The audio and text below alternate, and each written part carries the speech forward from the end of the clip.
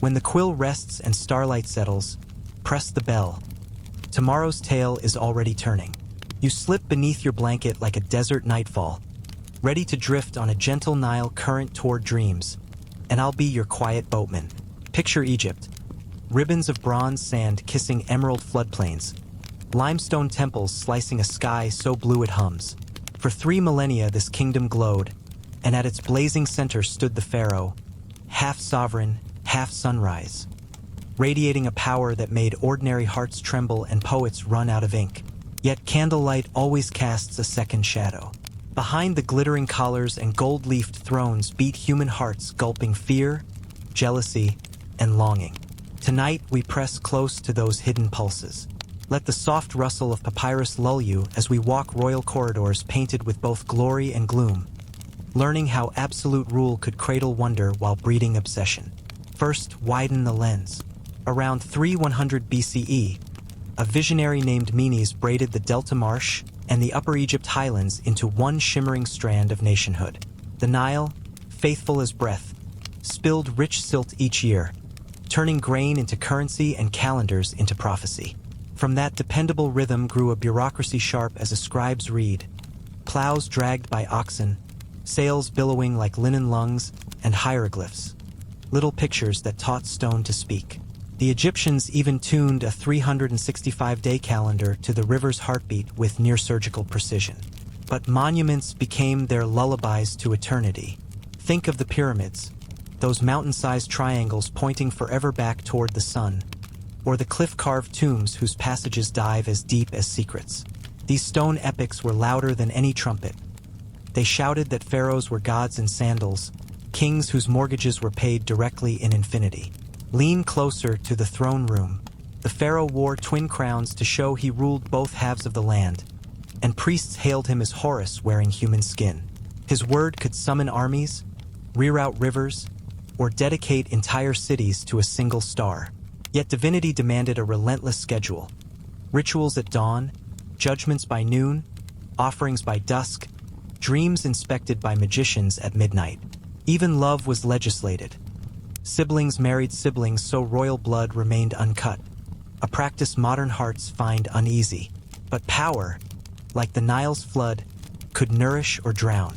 Some pharaohs secured their immortality with mercy, freeing prisoners at festival time or gifting entire villages to humming temples. Others, gripped by darker arithmetic, believed living attendance would serve them better than statues in the afterlife. Court records describe entourages sealed inside chambers, musicians clutching harps, guards upright at eternal attention, souls folded into the king's lullaby beyond the grave. Rest your spirit while history's breeze curls in the candle's flame. Subscribe, and every night the lullaby of the past will guide you home. Every sunrise, priests examined the monarch's dreams the way astronomers read stars. A nightmare might spark the birth of a new shrine. A comet's path could justify a war. Astrologers plotted destinies on goatskin scrolls, assuring their ruler that heaven itself had drafted his to-do list. Imagine bearing that weight. If the harvest failed, it proved your heart lacked purity. If enemies invaded, the gods were grading you.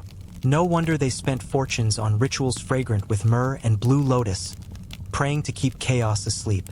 And always the clock ticked toward burial. Tomb artisans worked by oil lamp, painting ceilings with constellations so precise modern planetariums still marvel. Engineers navigated bedrock like surgeons, carving shafts that angled away from thieves yet aligned perfectly with Orion's belt. Because immortality, the pharaohs believed, required both secrecy and cosmic GPS. Across this moonlit wander we'll meet Hatshepsut, the queen who slipped on the beard of power, Akhenaten, who dared trade a pantheon for one blazing him to the sun, Tutankhamun, the boy king whose chamber still glitters like dawn trapped in crystal, and Ramses II, architect of giants whose names your pulse can almost feel.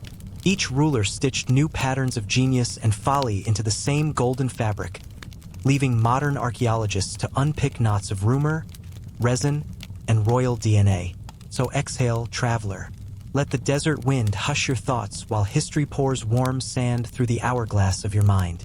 The lanterns are low, the past is patient, And every heartbeat in these stories is another or dipping into the Nile, carrying you toward peaceful waves of sleep and toward the lingering truth that even gods, when the torches go out, are simply people trying to outlast the night. You drift into the peach-pink hush before sunrise, a silent guest inside the pharaoh's private universe. In this half-dream, torchlight breathes against polished limestone and blind harpists thread the morning with fragile notes, each chord a key, unlocking the palace at Thebes. Barefoot attendants glide like shadows across alabaster floors, balancing trays of honey dates, figs, and warm barley bread kissed with coriander. Somewhere in the colonnaded gardens, tame baboons gossip beside lotus-fed fountains while a lean lion cub flicks its tail beneath climbing vines, as if the great feline gods themselves are stretching awake. Within a chamber scented with myrrh, servants conduct a ritual of renewal upon their sovereign. They shave his skin to moon-smooth perfection, line his eyes in cool coal and shimmering malachite, and anoint every limb with oils that smell of cedar forests and distant rain. A collar of hammered electrum drapes his shoulders. Twin bracelets flash like captive sunlight around his wrists. Last comes the falcon crown, Horus in metal, resting above a gaze already half fixed on eternity. Thus armored in divinity, the living god steps into the day's relentless choreography. Your imagination rides with him first to a hush-bright shrine deep inside the palace. Here the king pours wine for Ra, lays bread before Osiris, and breathes a prayer to royal ancestors whose spirits still guard Egypt's heartbeat. Priests chant in tones that ripple the incense like desert heat, affirming that order triumphs overnight because their monarch has whispered the right words at the right time. Next, governance calls. On a lion-legged throne, the pharaoh listens as his vizier recites disputes over field boundaries, requests for cedar from Lebanon, petitions to repair canal locks before the next Nile flood. Courtiers offer counsel, but one gesture of the king's gold-ringed hand seals every verdict. Justice here is both gavel and gospel. The afternoon erupts in ceremony meant to dazzle every eye from fisherman to foreign envoy. The king's war chariot, lacquered like obsidian and drawn by stallions with manes braided in lapis ribbons, rolls through Thebes. Voices rise in a tidal roar. Children scatter lotus petals under the wheels. At a new temple site, the monarch drives a golden stake into virgin earth, an act that welds stone, spirit, and state into one. Yet beneath the trumpet blasts lies a nervous pulse of superstition. He enters each doorway right foot first to cage malicious spirits. He eats only with the left hand, reserving the sacred right to touch offerings destined for the gods. And he positions his body so that no accidental shadow ever grazes a priest or statue, lest cosmic balance tilt and disaster seep in. When the sun begins its slow descent beyond the western cliffs, the ruler retreats to private chambers draped in linen as fine as river mist. Dancing girls, wrists chiming with carnelian beads, coil and unfurl to the dreamy sigh of lyres. The pharaoh sips date wine cool as twilight while theologians debate whether a single drop of divine blood outranks 10,000 prayers. Even in pleasure, mortality presses at the edge of his thoughts. Somewhere beyond these very walls, masons hollow out a tomb in the Valley of the Kings, angling passageways toward Orion so his spirit can climb the night sky like a silver ladder when the final heartbeat comes. Yet the greatest hazards stalk him not in battlefields but inside silk-curtained chambers. His foremost duty is to birth a successor, but lineage here is a maze where every corridor echoes with jealousy. Royal tradition encourages marriages between siblings, and, on occasion, between parent and child, to keep the bloodline untouched by common clay. A great royal wife may share both mother and father with the king, yet still maneuver with priests, scribes, and foreign allies to secure her own son's future over that of an older half-brother. Whispers coil through harem corridors like cobras. Who will wear the double crown when this living Horus becomes a shining star? History tells of queens who refused to remain background figures. Hatshepsut, daughter of a king and widow of another, began as regent for a boy but soon draped herself in the full regalia of kingship. False beard, Neem's headdress, and all, steering Egypt through 2 prosperous decades while official art proclaimed her His Majesty. Generations later, Amenhotep IV would rename himself Akhenaten and ignite upheaval by elevating one solar deity above all others, shifting temples, wealth, and cosmic loyalties in a single, audacious breath. Such twists remind you that even on a throne bolted to divine mandate, a ruler's heartbeat can still rewrite the sky. Listen to the whisper echoing down dim corridors. Once you subscribe, midnight pages will flutter open on their own. Now the palace dims, torches burning low as the long day exhales. You, gentle traveler, lie in your own quiet room, and the pharaoh's world settles like desert dust upon your eyelids. Let the weight of gold become a soft quilt. Let the distant murmur of priests substitute for lullabies. Power, intrigue, and eternity will keep spinning their star-bright tales until morning. But for now, surrender to sleep's own sacred chamber, where dreams drift timeless as the Nile beneath a moon that has watched every dynasty rise and fade. You ease deeper into the velvet hush of night while desert stars wink awake above the Nile, and the tale winding through your thoughts grows even stranger. Picture a throne where one heartbeat can bend planets. The pharaoh's pulse, amplified by drums of divinity. Sometimes that rhythm lifted Egypt to heights of brilliance, and sometimes it throbbed dark with excess. Tilt your lantern back to the 18th dynasty, where a visionary king once shattered 3 centuries of worship with a single decree. Born Amenhotep IV, he reforged himself as Akhenaten, tying his very name to the blazing sun disk Aten. You can almost feel the shock rippling across sandstone temples as he banished the sprawling pantheon, marched priests of Ammonius into political eclipse, and hauled the capital to a raw desert plain that baked like a kiln at noon. Schemes sprouted in every shaded hallway, whispers clung to painted pillars, and when Akhenaten's experiment splintered, a fragile boy, Tutankhamun, found himself picking through the rubble, trying to coax order from cosmic chaos. Yet divine authority carried shadows older still. Early kings such as Jur and Jet believed the afterlife worked best when familiar hands followed them into forever. Excavations reveal ranks of retainers who laid down their earthly breaths beside the royal corpse. Servants forever poised to pour wine, grooms ready to tend phantom horses. In one grave, scholars uncovered heaps of human hair, once woven into wigs for ritual, proof that beauty itself could be a casualty of devotion. Thankfully, by the close of the Old Kingdom, pharaohs learned to replace living attendants with carved figurines and painted spells, art standing watch where blood once pooled. Centuries rolled like papyrus unfurling, and rulers kept etching their legends into limestone. Ramses II, towering beyond normal memory, dotted the Nile with colossal statues that still glare at the horizon. Cleopatra VII, last sovereign of the Ptolemies, wielded charm and strategy like twin daggers, navigating the Mediterranean's diplomatic whirlpools with Rome's giants at her side. Yet no monarch ignites modern wonder quite like Tutankhamun. When an archaeologist's torch pierced the boy king's sealed chamber in the early 20th century, time itself seemed to gasp.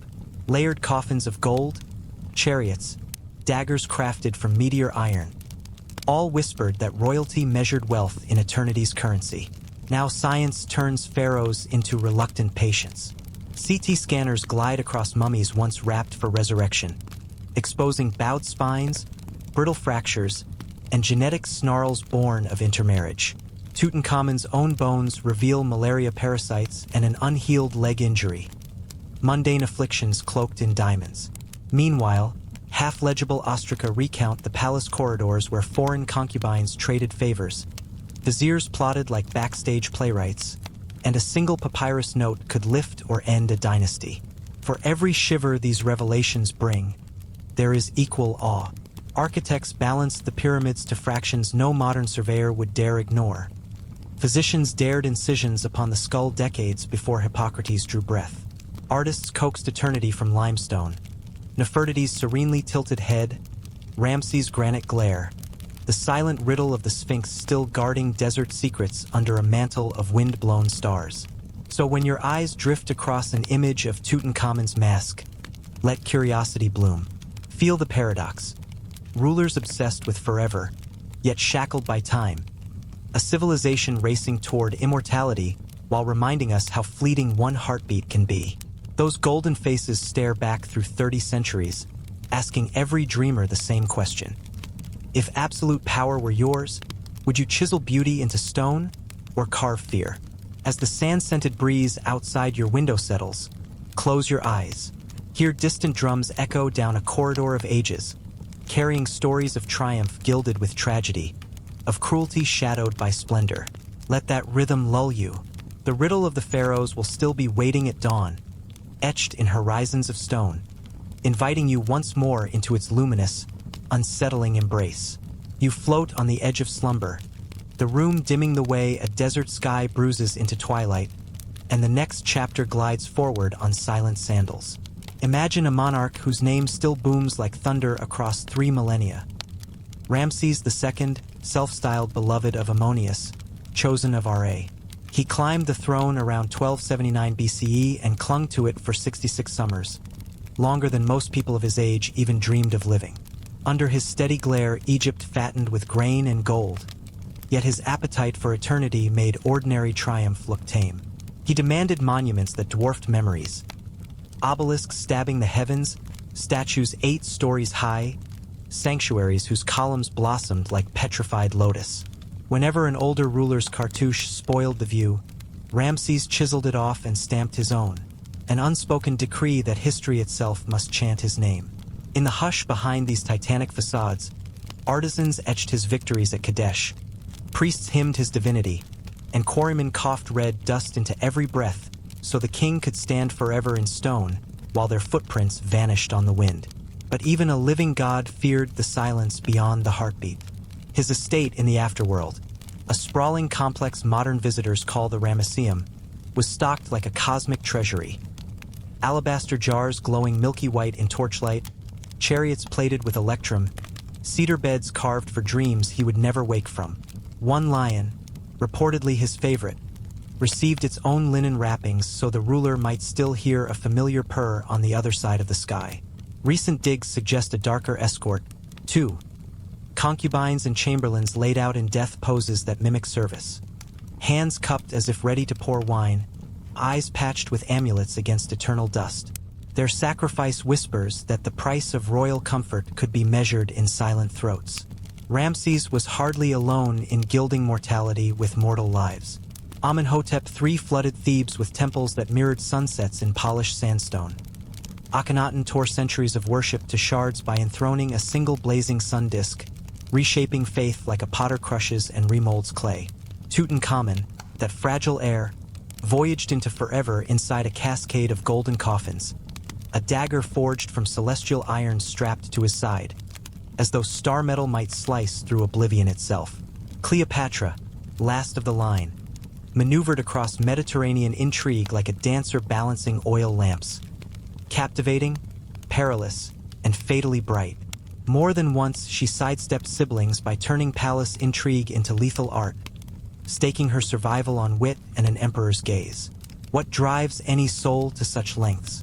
Psychologists speak of terror management, the mind's desperate need to muffle awareness of the final curtain.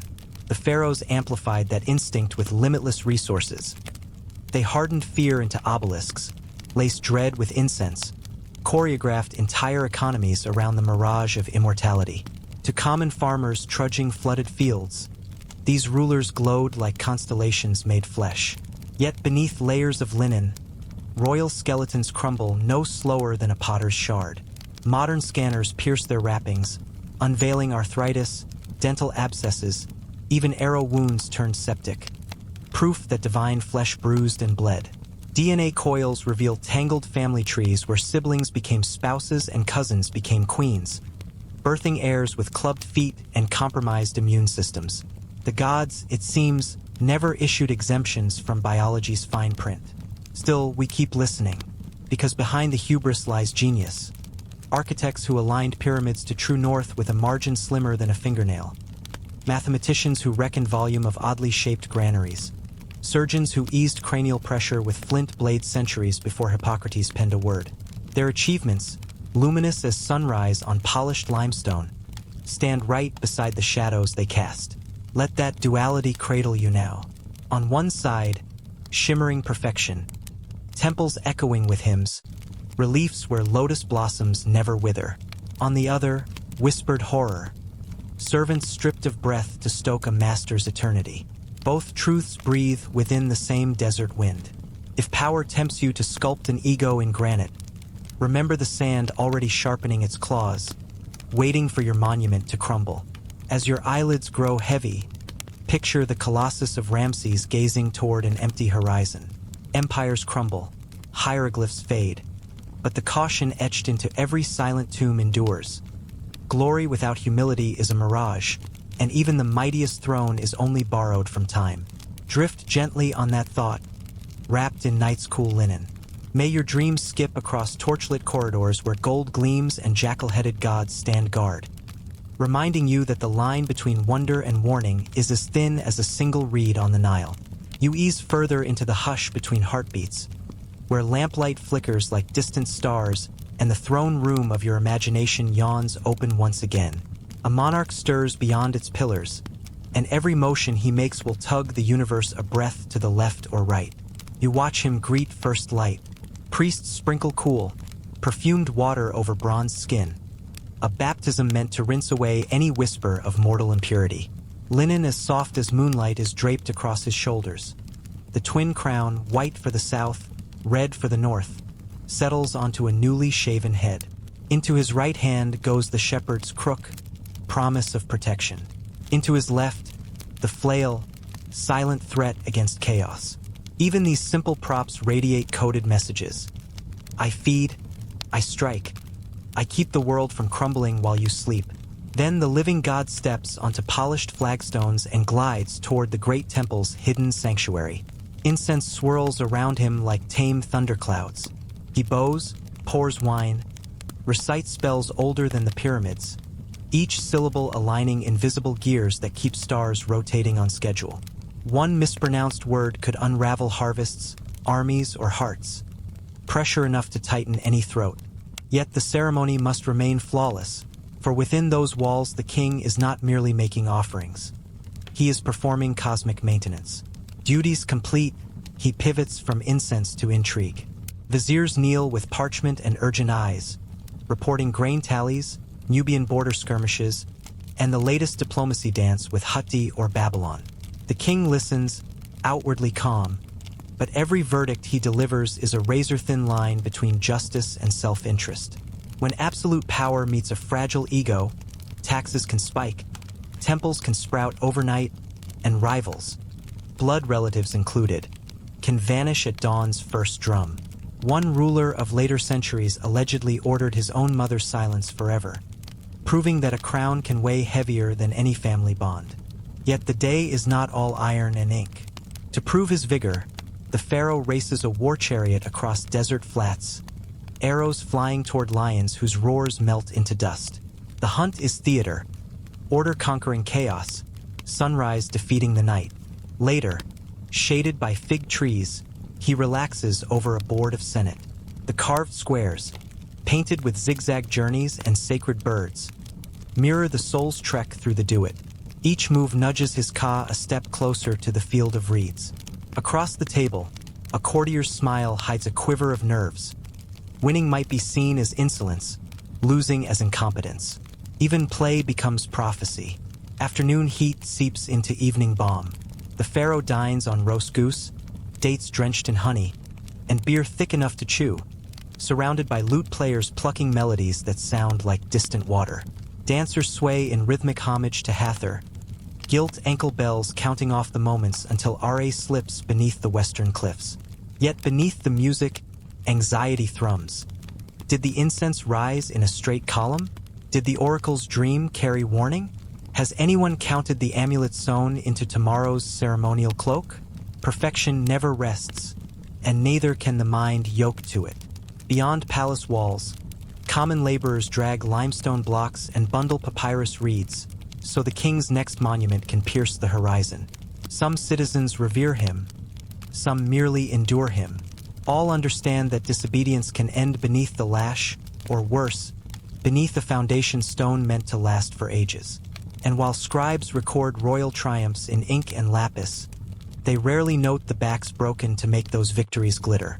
Night approaches, amber torchlight licking muraled walls where gods feast beside the ancestral dead. The pharaoh retreats to private quarters, slipping into a dream chamber painted with constellations and guarded by jackal-headed sentinels in polished basalt. Before sleep, he sips a final draft of lotus wine and consults a dream priest, hoping for visions of soaring falcons rather than coiled serpents. In his mind's eye, servants already prepare the eternal house being carved for him across the river, corridors angling toward Orion, vaults stuffed with alabaster and electrum, perhaps even human attendants destined to lie forever at his silent feet. Immortality demands company, and you, still hovering at the edge of rest, feel the pull of that paradox. A ruler burdened by cosmic responsibility yet seduced by limitless indulgence. A civilization that braided breathtaking precision with chilling disregard for mercy. Let that tension rock you gently, like a reed boat on moonlit water. Remember, the very stones that echo this king's name are weathering grain by grain, even as you breathe. So nestle deeper under your own linen, heart beating steady as the Nile's pulse. May your dreams wander among painted pillars, hear distant hymns, and emerge at dawn with the quiet knowledge that power, no matter how dazzling, always bows to time. Good night, traveler of forgotten corridors. The sands will keep their remaining secrets until you're ready to return. You slide into the silky hush of pre-dawn, and the palace seems to breathe with you. A living labyrinth of incense and silent corridors where every heartbeat echoes through eternity. Your eyelids flutter while unseen priests sprinkle cool water across bronzed skin that must never show a single blemish. Linen, smooth as starlight, wraps your shoulders. Twin crowns settle on your freshly shaven scalp. In the crook of one hand lies the shepherd's staff, gentle promise of protection, and in the other the flail, a sting reserved for chaos itself. Even these twin symbols hum with coded warning. I cradle life and I command fear. Morning's first duty calls you into the hidden shrine, a chamber thick with frankincense and whispering gods. You pour wine, set jars of milk before silent statues, and speak spells older than the Nile's memory. Each syllable feels like a gear in some celestial clockwork. One stutter and the harvest could rot. The river might refuse to rise. The pressure steals fresh air from your lungs, yet flawless ritual remains the only shield between order and oblivion. Business follows reverence. Viziers approach on sand-soft feet, hands heavy with papyrus and problems. Nubian skirmishes, grain forecasts, the hush-hush rumor of rebellion simmering near Memphis. Their eyes flicker with both fear and devotion, knowing you alone decide whether a province prospers or starves. Absolute authority tastes sweet on the tongue, but it coats the throat with iron. One jealous whisper, one sleepless night, and even blood relatives can find themselves erased from wall reliefs and from breathing altogether. You step outside into gold-blasted sunlight and prove vigor with drama. A chariot streaks across the desert, its wheels carving crescents of dust as your bow sings toward lions and gazelles. The hunt isn't sport. It's a public sermon that order forever conquers the wild. Later you glide through fragrant gardens to play Senate, a board game whose squares echo the soul's trek through the Duat. A seemingly casual throw of the knucklebones hints at whether your Ka will someday reach the field of reeds or wander lost among knife-edged demons. Meals glitter like festivals. Roasted goose gleams beside honey-drenched figs. Beer the texture of velvet fills alabaster cups. Musicians coax silver threads of melody from lutes. Dancers sway beneath perfumed fans. Yet nothing escapes ritual. Every bite, every sip, every clap of rhythm must align with Mot, the fragile lattice that holds sky and earth in perfect tension. Should you laugh too loudly or turn your head at the wrong omen, scribes might call it a harbinger of famine or flood. When shadows elongate across rose-tinted walls, you retreat to the harem, ostensibly for pleasure, secretly for eternity. Producing heirs is less passion than policy, a living bulwark against civil war. Smiles hide intrigue. Lullabies float over whispered alliances. Somewhere in the labyrinth, a concubine plots for her son's future crown. A priest weighs omens that could tilt destinies. And you, for all your jewels, remain prisoner to genealogy. Night finally drapes the palace, but surrender to sleep is no surrender at all. As your head rests upon an alabaster curve carved with warding spells, the boundary between mortal breath and divine blaze dissolves. Dream experts stand ready with wax tablets, prepared to decode whatever visions swim behind your closed eyes. One night you see Ta the world crafter looming with a sword, furious that his temple lies unfinished. You wake with a gasp, summon architects, and double the quarry rations before breakfast. Even unconsciousness offers no asylum, only ultimatums. Magic thickens after dusk. Charms hang from the bed frame to silence demons. Ivory wands lie within reach to slice any nightmare in two. For in that porous realm between sigh and snore, gods may bless, or jackal-headed tricksters may whisper ruin. Your very soul must merge with the newborn sun at dawn, trading human fatigue for cosmic fire, lest the heavens flicker out like an untended lamp. Underneath the glitter, the burden siphons strength. Some predecessors balanced divinity with restraint, gifting villages to temples and releasing prisoners at festival time. Others choked on power, taxing farmers until bread crusts felt like luxury, or ordering purges that left palace corridors slick with silence. History ages them all into hieroglyphs, yet the verdict remains stark.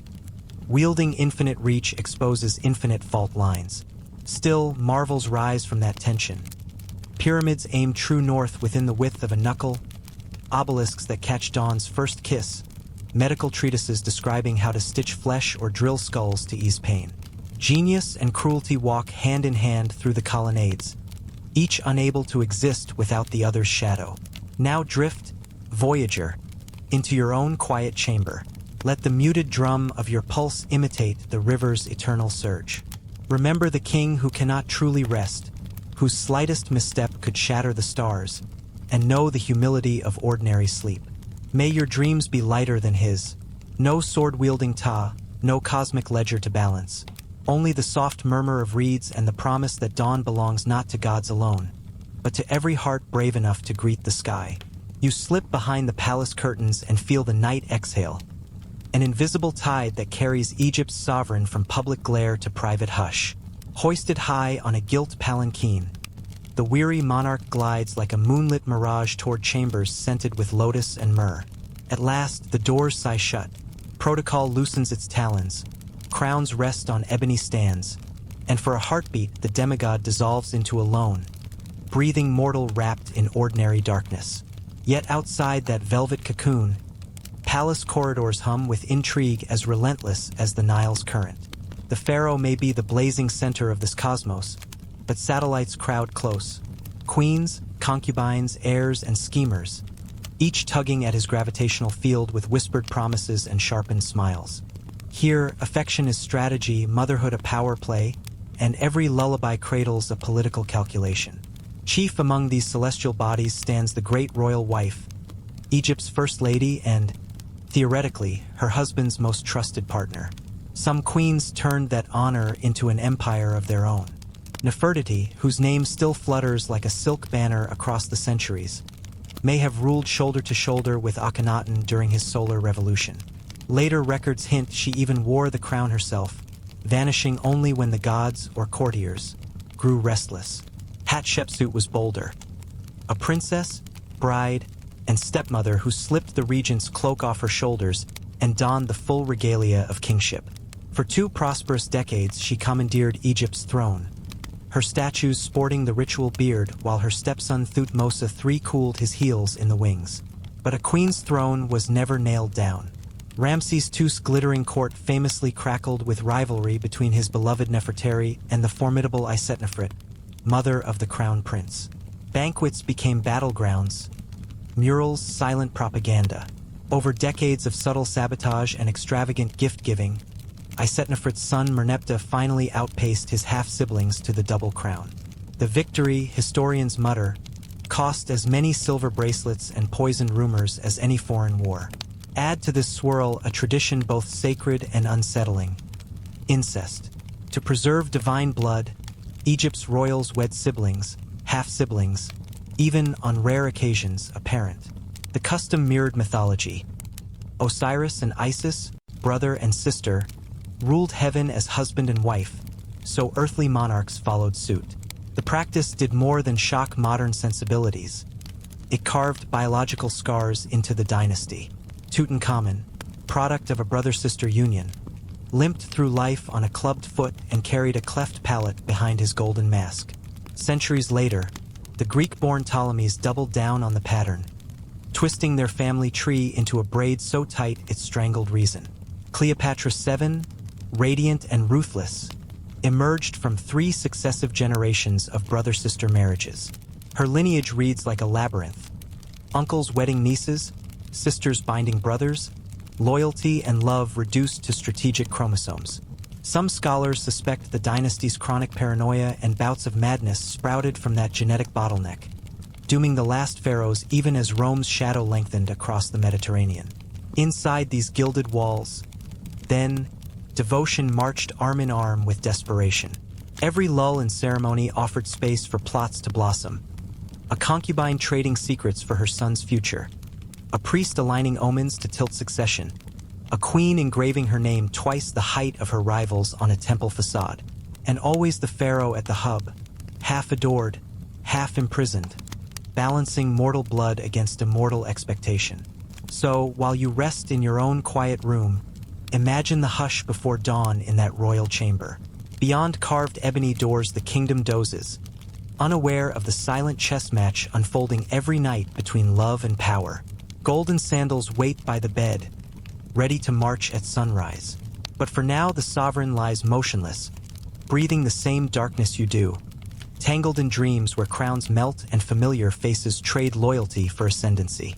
In a few hours ritual will slam back into place, and the living Horus will rise to greet Ra's first blaze. Until then, both monarch and world hover in a fragile truce, one heartbeat away from awakening, one whisper away from upheaval. You wade into a twilight of flickering oil lamps, where ambition prowls the palace like a lean desert cat, and every heartbeat might sharpen into a dagger. Around you, though you cannot see them, queens murmur behind veils, sons count their half-brothers, and scribes test fresh ink for tomorrow's proclamations. The double crown may glitter on a single brow, yet its weight bends every soul within these limestone walls. Royal marriages ignite the first sparks. The great royal wife occupies the throne beside her husband, but lesser consorts circle like restless moons, each eager to eclipse the others. To outshine rivals, a queen will spend fortunes on scented unguents, commission hymns that praise her lineage, even smear intimate walls with graffiti praising her beauty and belittling another's virtue. Court poets learn that a single misplaced adjective can reroute the future. Yet spousal intrigue is a warm-up compared to what unfolds between heirs. Because Egypt never carved succession into stone, any child, son or daughter, could claim the immortal throne if they gathered enough allies. Picture Amenemhat I, once an advisor. He seized Egypt's helm with a coup so swift torches still smoked in the old ruler's bedchamber. Assassins soon stalked his own knights, knives glinting beneath linen cloaks, until loyal guards burst in to save a nearly naked king. Shaken, Amenemhat crowned his son Senusret as co-ruler while still alive, a living shield of legitimacy against the corridor's invisible blades. In tablets he left for the boy, he warned, trust sparingly. A smile can hide a spear point.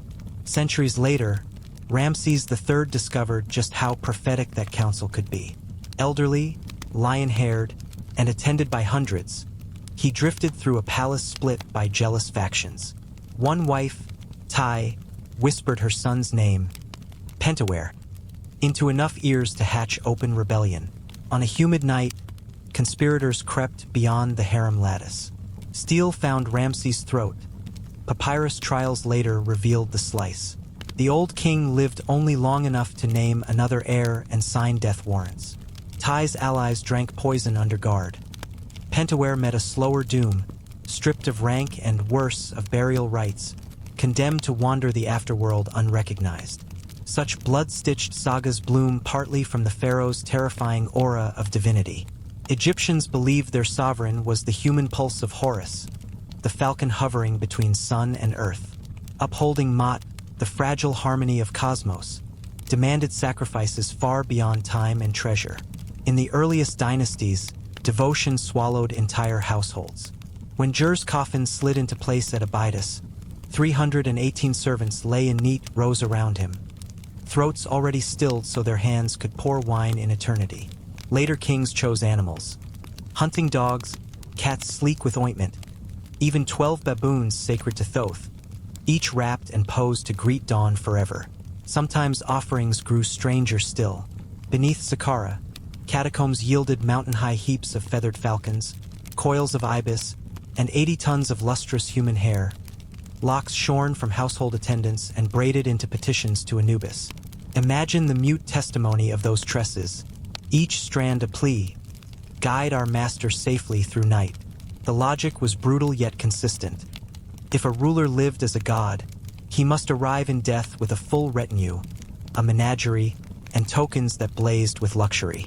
Modern minds recoil at the sheer arithmetic of loss. Ancient hearts saw honor in crossing the veil at a king's side. Still, cracks appeared. By the Middle Kingdom, figurines began replacing living throats. Wooden shabdi ready to plow divine fields so real farmers could keep their earthly breath. Reform, yes, but born from centuries of crimson precedent. Step back and the pattern crystallizes. Absolute power alloyed with divine mandate forged miracles. Obelisks that needle the sky to a finger's breadth of true north. Hymns whose geometry can still make physicists blink. Yet the same alloy corroded conscience, breeding conspiracies where a mother poisons her own bloodline to grasp the crook and flail. Every triumph drills a shadow. Now close your eyes and listen to the hush beyond these words. Hear sandals scuffing down a hidden stair. Feel a breeze that might be breath or blade. In that tension between worship and terror, marble permanence and mortal fragility, the pharaohs etched their legacy. And as you drift toward sleep, remember, even gods in gold-leaf sandals discovered that the darkest battles often erupted not on distant frontiers, but under their own alabaster ceilings. Heavy indeed is the head that must rest knowing every dream could wake to a knife. You drift along the edge of sleep, where the Nile's midnight current glimmers beneath a sickle moon, and the last torchlight in the royal necropolis quivers like a heartbeat. Here, in the hush between worlds, you sense the pharaoh's greatest paradox. A ruler powerful enough to order sunrise, yet anxious enough to pack eternity with provisions and surrogate souls. In the earliest dawn of Egypt's story, that anxiety took a brutal shape. When a king exhaled his final breath at Abydos, courtiers and camel-haired grooms followed him in lockstep silence. 318 of them for King Jur alone. Each throat stopped so the sovereign need not lift a finger beyond the veil. Pets, too, traded daybreak for dusk. Hunting dogs wrapped in linen, sacred baboons posed like solemn scribes, even a file of patient donkeys that once hauled alabaster vases now stood ready to ferry divine luggage through the night. To our modern eyes it reads like a ledger of horror, yet to those ancient mourners it was proof of limitless devotion. If Horus walked the sky in human form, should he not cross eternity surrounded by every comfort? Over time, funerary mathematics shifted. Priests perfected mummification, crafting resin-polished bodies meant to last as long as Orion's belt. Wooden shabdi, tiny laborers etched with spells, replaced breathing attendants. The dead could now command an army of figurines with a whispered charm. Mortal lungs were spared, symbolism did the heavy lifting. By the glittering days of the New Kingdom, no living servant was expected to lie down beside the sarcophagus. Even so, the echo of those early sacrifices lingered, a caution carved into memory. One inscription captures that obsession with chilling clarity. Courtier Waini the Elder brags, "I fetched the sarcophagus and pyramidion for the palace of eternity exactly as His Majesty desired." His pride rings louder than trumpets, because pleasing a god-king's afterlife wish list ranked higher than surviving to tell the tale. It was an honor, Waini insists, to funnel endless labor and limestone toward one royal chamber while Egypt's villages sweated beneath the sun. Then came Akhenaten, the heretic dreamer. Casting aside the crowded pantheon, he raised a lone sun disk Aten to sovereign status and built a capital Akhetaten in pure desert glare. There, on a limestone shelf above the Nile, he planned a tomb with no satellite graves. For a heartbeat, the drums of sacrifice fell silent, but the experiment died with him. His fragile heir, Tutankhamun, shepherded Egypt back to familiar gods, stocking his own small tomb with gold coffins, perfumed oils, and the tiny mummies of stillborn daughters. Flesh and blood no longer bled for the journey, yet even infants, however loved, were conscripted by fate to prove the purity of royal veins. The craft of cheating decay blossomed. In bombers to SETI, I packed aromatic sawdust beneath shrinking skin, painted eyelids with obsidian coal, and bandaged each finger in individual cocoons. Ramses II demanded hidden crypts riddled with false doors so tomb robbers might lose themselves in darkness while he rose, unmolested, to join Ra's bark at dawn. Treasure lists ballooned, chariots plated in electrum, inlaid game boards awaiting immortal rematches, alabaster vessels still fragrant with lotus wine. Every item whispered the same intent. Life might flicker, but prestige must blaze forever. Did these preparations succeed? Thieves eventually cracked sealed corridors. Floodwaters warped cedar thrones. Conquerors chipped names from temple facades. Yet the pharaohs achieved a stranger immortality. Your pulse quickens at their very mention. Khufu, Nefertiti, Hatshepsut, Tutankhamun, try speaking their names aloud. Feel how they land on the tongue like incantations. Their emblems fill museum halls. Their images haunt documentaries. Their stories flow through a million nighttime conversations just like this one. The kings and queens sought eternity in limestone and lapis. Instead, they endure in the soft circuitry of human memory. Still, the gulf between throne and threshing floor was vast. For monarchs, afterlife rights were birthrights. For farmers, salvation depended on backbreaking duty and a scrap of linen shroud. That division, the divine on one bank, the mortal on the other, colored every breath of Egyptian life. And yet, peel back the gold leaf and the pharaoh's heart beats no differently from yours. Akhenaten mourned a daughter. Ramses III felt the blade of betrayal. A centuries-old CT scan shows Tutankhamun's shattered leg, an injury that throbbed just as any soldier's would. Perhaps that is why we return again and again to these desert monarchs. They loom impossibly large, yet their struggles, pride, fear, loss, mirror the candlebright vulnerabilities we tuck beneath our own ribs. They remind us that genius and cruelty often share the same artery, that even a sun god in sandals can limp, that the desire to be remembered might compel a person to raise pyramids or sacrifice friendships on the altar of legacy. Tonight, as your breath settles into the slow cadence of the river, hold that dual image, a gleaming sarcophagus cocooned in darkness, and inside it, a face that once laughed at children's games, winced at toothache, dreamed of forever. Let the paradox drift with you into sleep. Absolute power clasped by mortal fingers, eternity chased by hearts that never stopped being tender and terrified at the very same time. You wander through the velvet hush of midnight, and the pyramids glow like silent lanterns on the horizon. Their limestone faces catch stray moonbeams, turning stone into silver, while a warm desert wind presses ancient sand against your cheeks. Each grain has brushed the sandals of kings. Each gust carries the names of queens, and every whispered syllable keeps those long-dead monarchs curiously alive. For the Egyptians, to speak a name was to gift breath again. So tonight, as you murmur Khufu, Hatshepsut, Tutankhamun, you become an unwitting priest of memory, coaxing the past to flicker back into being.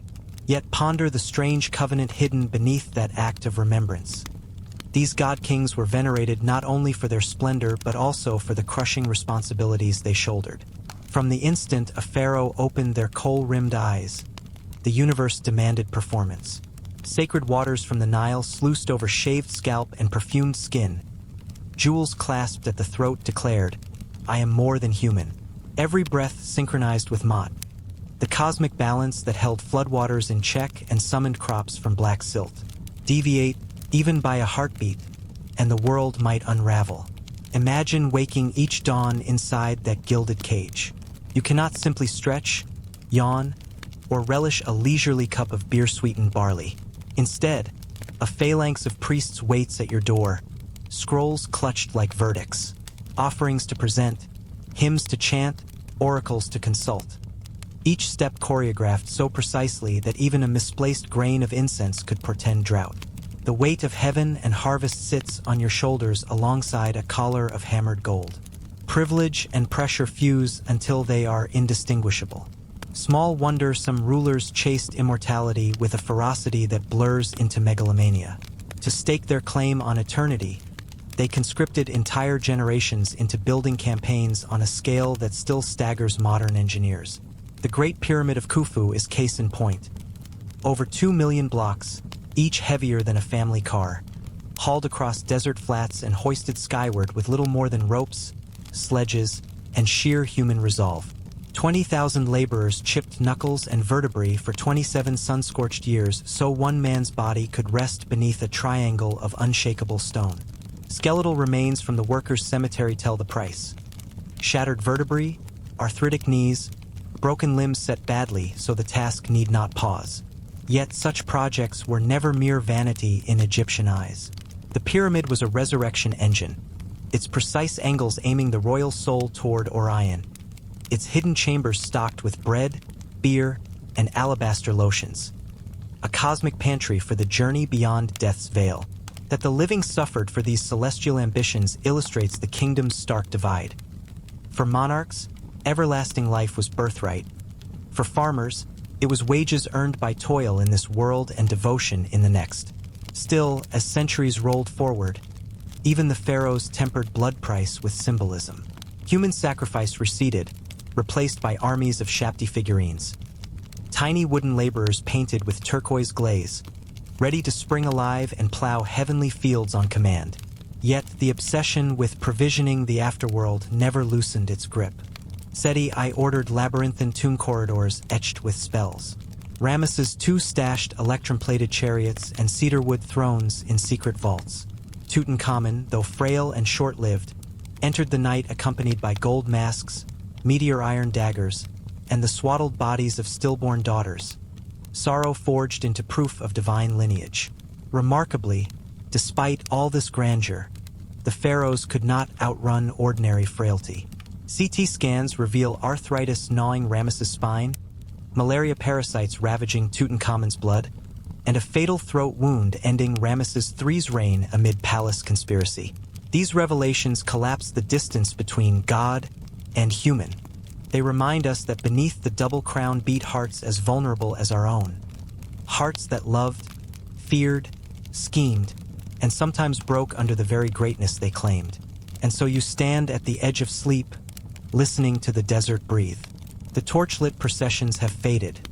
The priests' hymns dissolve into cricket song. Yet the pharaohs remain.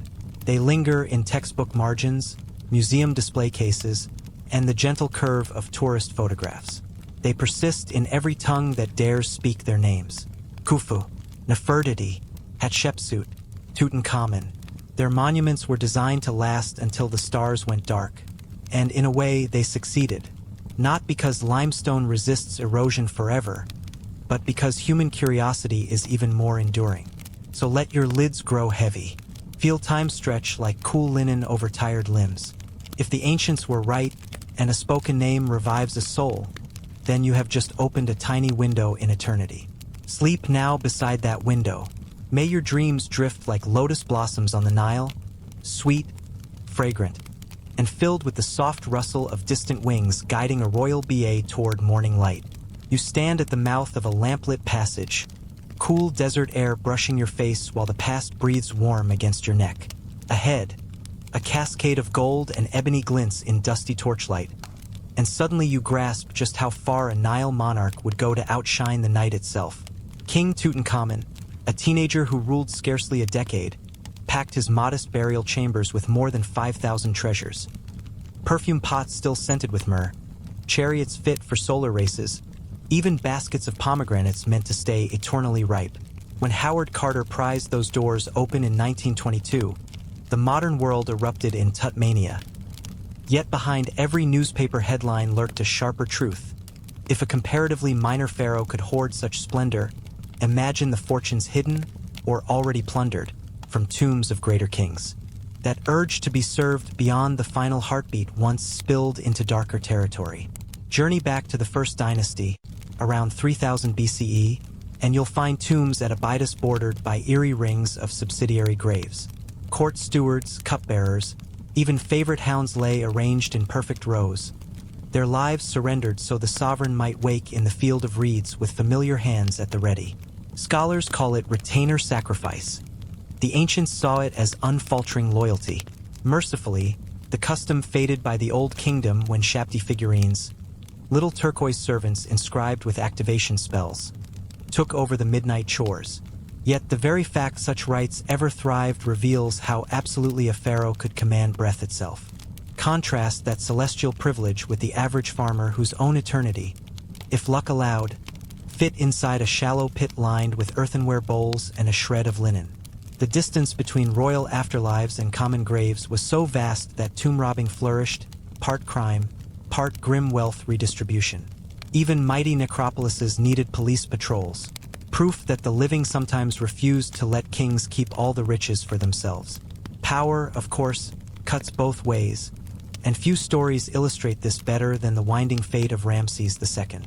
In life he reigned 66 years, expanded borders deep into Nubia, and dotted Egypt with statues tall enough to intimidate the horizon. In death, he expected serene slumber inside the Valley of the Kings. Instead, priests, terrified of robber gangs, spirited his body from cache to cache. Looters cracked his skull for amulets.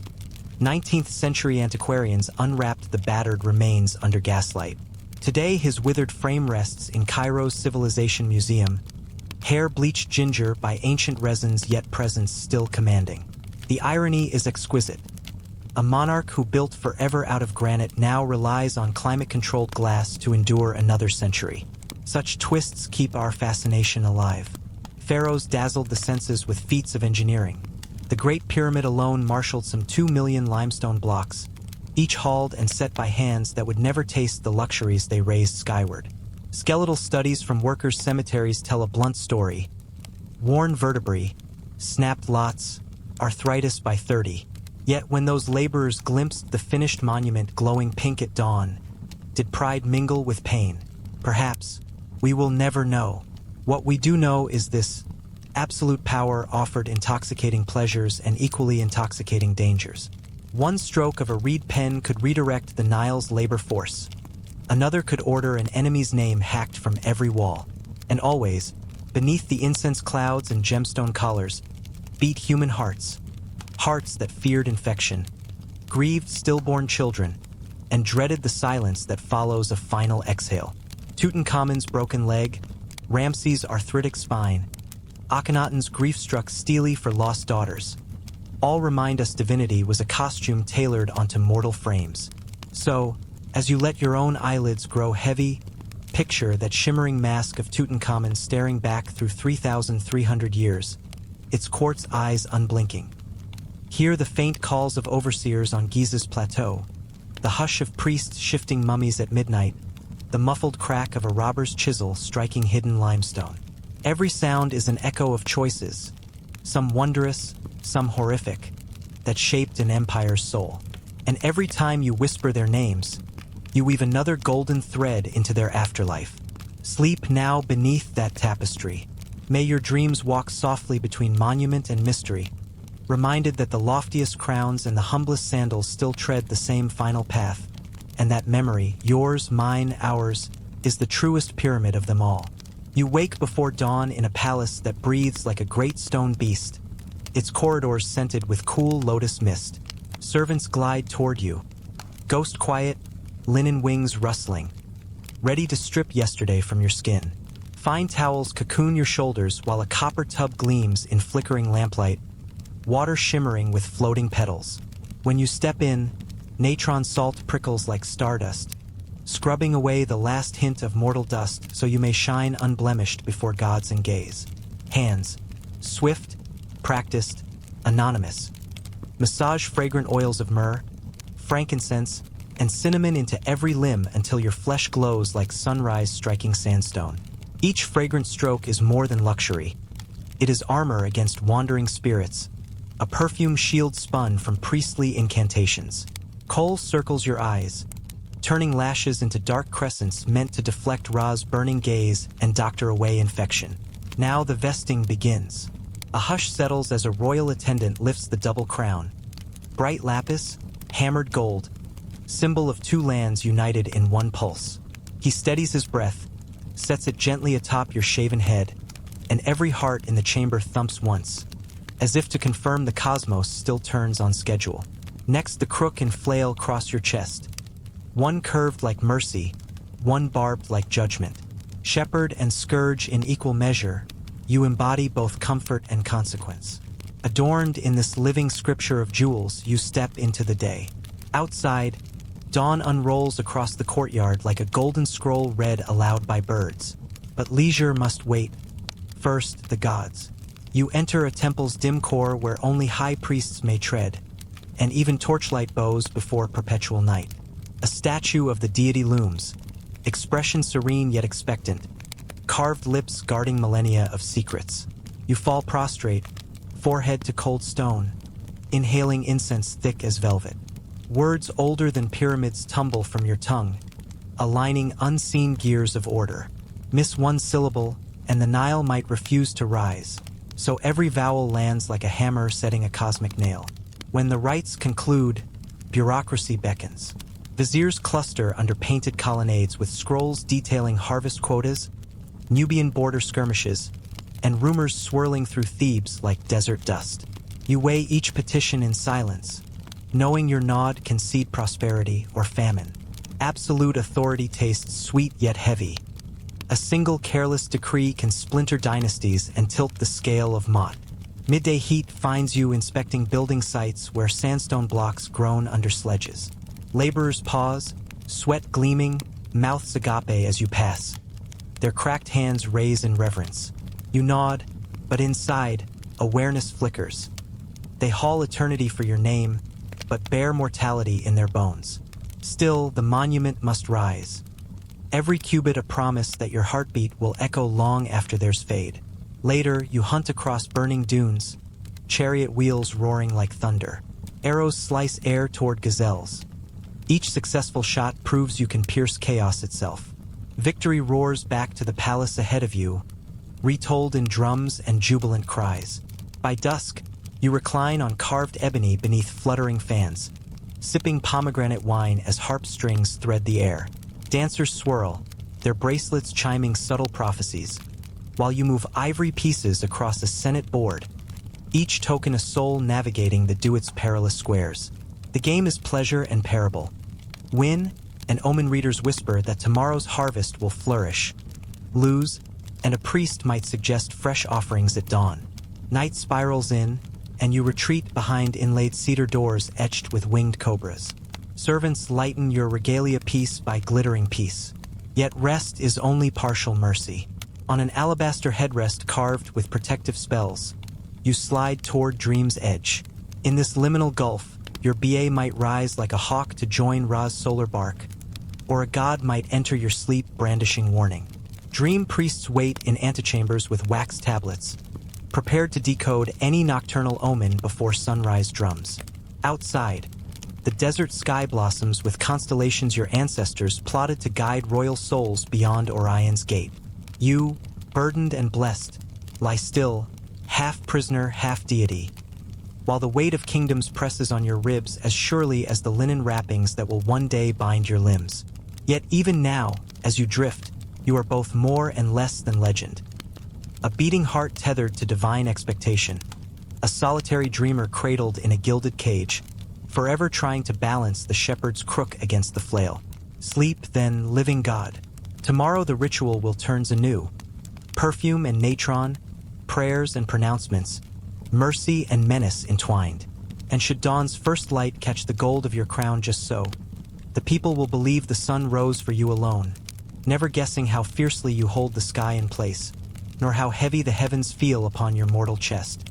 Before the candle's wavering breath fades, let silence drape the walls in cool velvet. Tap, subscribe, and fresh tales will bud with the dawn's first light. You imagine the palace awakening in layers of music and incense, and suddenly you are the one stepping barefoot across veined alabaster toward a sanctuary lit only by trembling oil flames.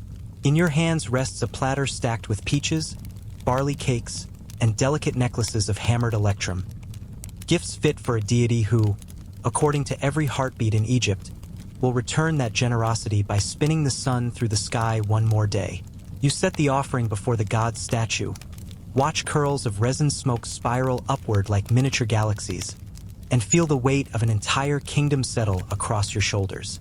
If your voice quavers or a libation drips off cue, grain may fail to ripen, the Nile may refuse to swell, and history will carve the blame into your name.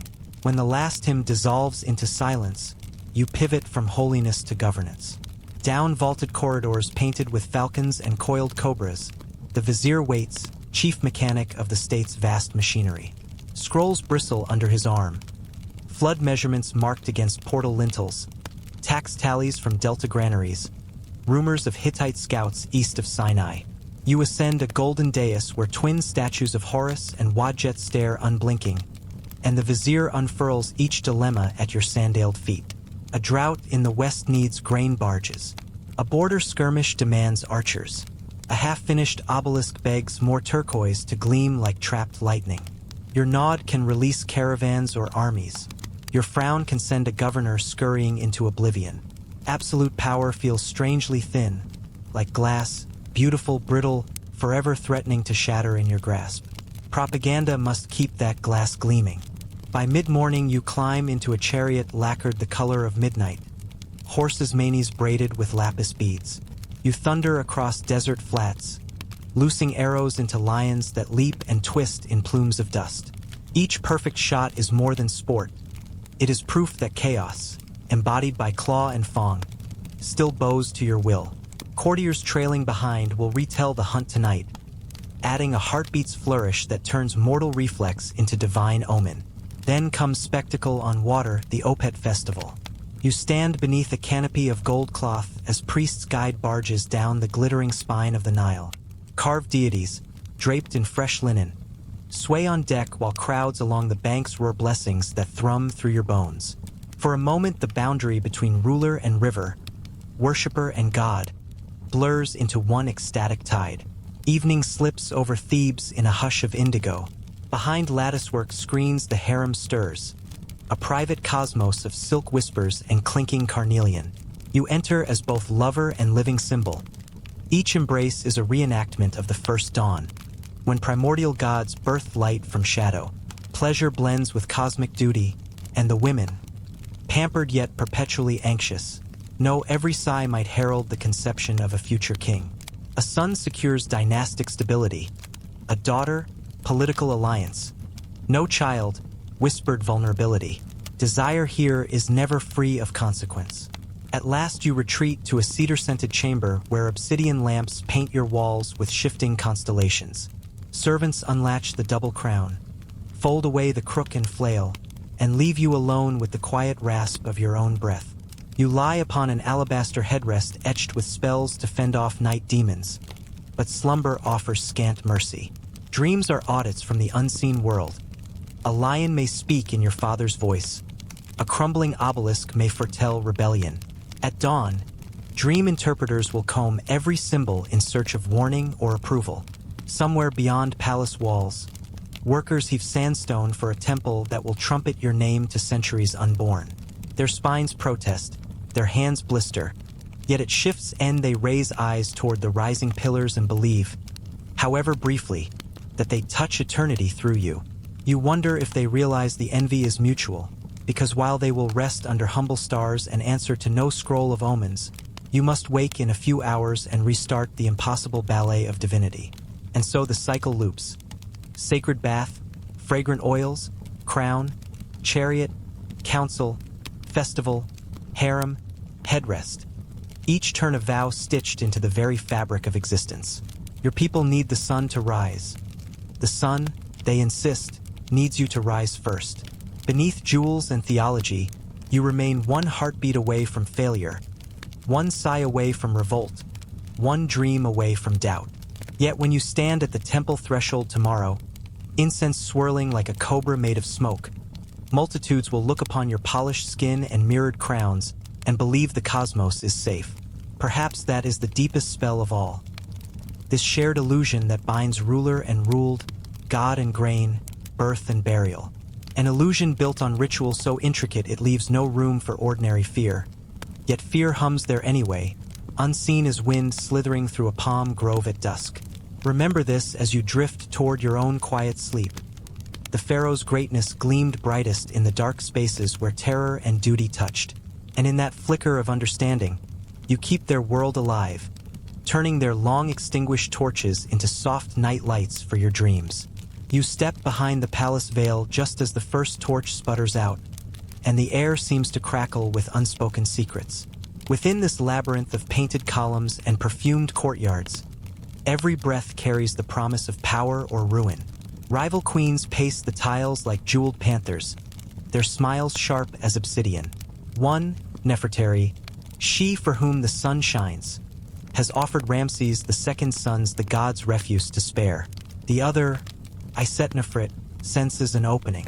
She whispers alliances into priestly ears, seeds rumors like lotus down on the wind, and waits. A moonless night arrives, and Nefertari's magnificent tomb is gutted by chisels. Her likeness, once glowing with ochre and lapis, is scratched from the walls as though memory itself can be murdered. Court gossip swirls. Fingers point toward Isetnefrit, but evidence dissolves like incense smoke. When Ramses at last joins the West, it is not Nefertari's line but Isetnefrit's son, Merneptah, who settles onto the double crown. Thus, the most beloved consort in Egypt fades into near silence, proving that a single well-aimed rumor can rival an army's spear. Power's grip grows stranger still in the house of Akhenaten. The heretic king, all sun disk and shattered taboos, fixates on his teenage daughter Ankhesenaten. Statues show them entwined beneath the Aten's rays, father and child recast as cosmic lovers. Whether the union was driven by prophecy, paranoia, or pure obsession, no heir survives to legitimize the experiment. When Akhenaten's 17-year sunburst burns out, the court, starved for stability, calls back the old gods, erases his name, and lets the desert swallow Akhenaten's once blazing temples. Ankhesenaten melts into the dust of abandoned inscriptions, leaving historians to wonder how a young queen reconciled devotion, duty, and dread. Shift your gaze north, to a plateau where Khufu dreams of eternity in blocks of stone. He inherits his father Sneferu's slanted attempts at pyramid building, then decides almost will not do. 2.3 million limestone slabs, each heavier than a hippo, are dragged, levered, and nudged into place by sun-blackened hands. For 27 flood cycles, the workforce bends desert, bone, and bronze to a single geometry. A mountain so precise its four sides differ by less than a heartbeat.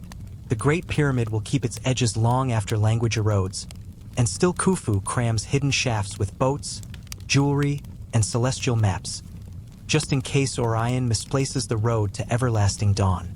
Behind every triumph, you feel the pulse of vulnerability. These god kings must flex muscle in public, but they also choke on private terror. That the flood might fail, that the air might die, that their names might vanish like dew. They hoard gold masks, carve rows of shabti, even wed their own blood to stop power from leaking into lesser veins. Yet no perfume can hide mortality. Ramses II's body, shuttled from cache to dodge tomb robbers, ends up under fluorescent bulbs in modern Cairo, jaw set, hair bleached by time, still daring the centuries to forget him. Your eyelids grow heavy, and palace whispers recede into desert hush. Let the rival queens fade to silhouettes, the Aten sink behind red cliffs, and the pyramid rest under a quilt of stars. Remember, within every gilded sarcophagus beat hearts no sturdier than yours. Power dazzles, power distorts, but beneath the lapis and linen, flesh trembled at the same unknowns that flutter through your own midnight thoughts. Breathe deeply. Somewhere, a distant obelisk is catching first light, proof that dawn still honors its ancient contract, even when the hands that once commanded it lie silent beneath sand. You stand on Giza's wind-scoured plateau and feel the first rays of dawn crack against a mountain of perfectly angled stone. The Great Pyramid towers above you like a frozen sunbeam, its sides once sheathed in mirror-bright limestone so dazzling they could guide a soul through the afterworld. Every slope, every hidden shaft, every granite plug is a verse in a single colossal hymn, all composed to catapult Khufu's spirit into the northern sky where imperishable stars never set. Step inside the darkness and the engineering tightens around you like a clenched fist. Ascending and descending corridors lock together with such precision you could hardly slide the edge of a reed between the blocks. At the pyramid's heart, a red granite sarcophagus waits in a chamber so exact the stones seem fused. Here Khufu's mummified body would lie cocooned by gold, oils, and spells from the oldest sacred texts, ready to launch toward eternity the moment his heart stirred awake. That leap into forever demanded staggering earthly sacrifice. Over 27 Nile floods, a workforce of farmers-turned-masons answered Khufu's summons. During the river's inundation, when crops lay underwater, they hauled 2-ton limestone blocks up earthen ramps beneath a sun that hammered flesh and morale alike. Overseers, led by the pharaoh's brilliant cousin Himiunu, drove the labor with military rigor, knowing a single misaligned course could doom their king's cosmic rebirth. Broken bones, heat stroke, and fatal slips were whispered costs everyone accepted. Some workers now sleep forever in modest graves tucked at the pyramid's flank, guardians in death of the monument they raised in life. Khufu called it a stairway to heaven. 4.5 millennia later, we still see his gamble glittering in the desert haze, a testimony that ambition can petrify into myth. Yet even this gleaming colossus pales beside the lengths later monarchs traversed when Egypt's fortunes dimmed. As Old Kingdom coffers thinned, the obsession with a secure afterlife only sharpened. Tombs plunged deeper, spells grew longer, and treasures multiplied in an anxious attempt to bribe eternity. Then came the darkest shortcut of all, retainer sacrifice. Journey south to Abydos and you will find Pharaoh Jer's enclosure ringed by 318 subsidiary graves. Men, women, even children sprawled in orderly rows. Strangled or clubbed, given cursory mummification, they were dispatched to serve the king beyond the veil exactly as they had within palace walls. Wooden coffins sometimes bear painted names, tiny defiant signatures against oblivion. To priests, this massacre was devotion. To the chosen, it must have been silent terror. The practice flickered out by the end of the Old Kingdom, replaced by turquoise-glazed Shabti figurines that